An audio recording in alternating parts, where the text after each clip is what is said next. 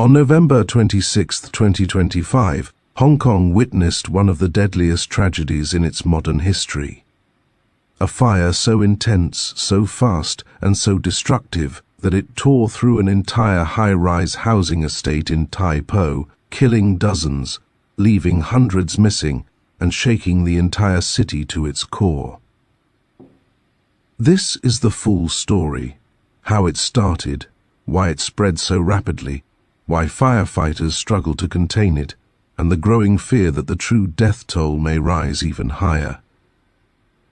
Ladies and gentlemen, welcome to The Hidden Pages. The fire broke out at around 2:50 p.m. inside the Wang Fuk Court housing complex, a cluster of 8 high-rise residential towers home to nearly 5,000 people. Renovation work was underway, and the entire exterior of the buildings was wrapped in scaffolding, plastic coverings and construction mesh. Within minutes, flames erupted on the outer structure. And what happened next shocked even veteran firefighters. The disaster escalated because of 3 deadly factors. 1. Bamboo scaffolding, extremely flammable and widely used in Hong Kong construction. 2. Plastic netting and tarpaulin sheets, which acted like a fuse, carrying flames upward and across multiple towers at terrifying speed. 3. Flammable materials inside the building, including styrofoam boards covering windows near elevator lobbies, potentially accelerating the blaze from inside. Firefighters described it as an unusual and explosive spread. The outer walls of the buildings turned into a vertical fire pipe, a rapid, unstoppable burn that leapt from floor to floor before teams could even access the upper floors. Despite sending more than 128 fire trucks, 57 ambulances, and nearly 800 firefighters, the scene was described as hellish. The biggest challenges were extreme heat radiating from the burning scaffolding, collapsing debris falling from dozens of stories above, dense, choking smoke, and flames entering apartments from the outside, bypassing fire doors and sprinklers.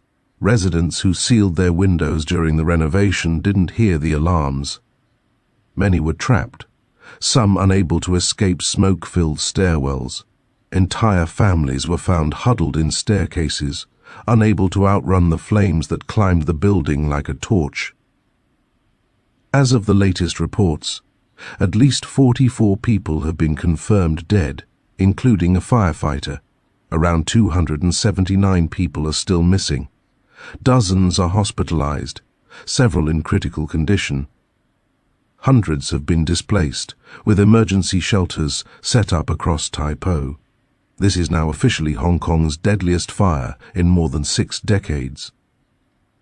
Authorities have arrested 3 individuals, 2 construction company directors and an engineering consultant, on suspicion of gross negligence manslaughter. Investigations indicate unsafe scaffolding practices, non-fire-resistant materials, potential shortcuts in renovation safety, and styrofoam boards placed near elevator lobbies. Public anger is rising as experts suggest that this tragedy was preventable. The grim reality is that with nearly 300 people still unaccounted for, the death toll may climb significantly. Parts of the complex continue to burn or smolder, and structural instability has slowed the search for survivors. Families are still waiting, hoping for good news, fearing the worst. Firefighters continue their round-the-clock battle, but the path to containing this disaster involves more than just extinguishing flames. Experts say Hong Kong must immediately ban flammable scaffolding and netting, enforce strict fire safety standards during renovations, improve early warning systems in older buildings, and ensure evacuation routes remain clear even during construction. This tragedy could force major reforms, but for the residents of Tai Po, the damage is already done. The fire at Wang Fuk Court is a national tragedy, one that exposes the hidden dangers of urban high-to-rise life, negligence in construction, and the terrifying speed at which disaster can strike. As the world watches Hong Kong mourn, one question remains: how many more lives will be found in the ruins? We will continue to follow this story closely. If you found this breakdown informative, consider liking the video and subscribing for updates on major global events.